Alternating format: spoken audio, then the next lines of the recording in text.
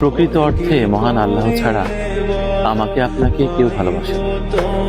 আমরা সকলের জীবনে প্রয়োজনের নাম, প্রিয়জন নয়।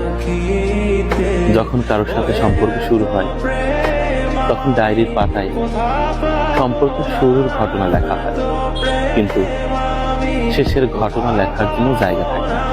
আমার মনে হয় সম্পর্কের শুরুর ঘটনা সুন্দর করে লিখে নিচে একটু ফাঁকা জায়গা রাখা প্রয়োজন, কারণ সম্পর্কের শেষটা লিখতে হবে। সম্পর্কের শেষ হবেই হবে।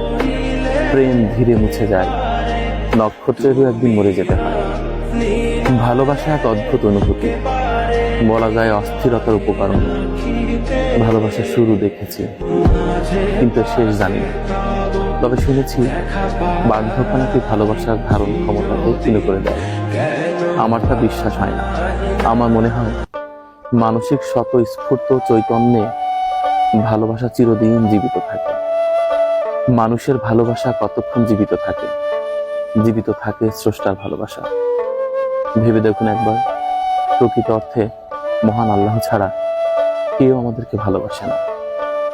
আপনি যার জীবনে যতটুকু প্রয়োজন সে ততটুকু ভালোবাসে আপনাকে।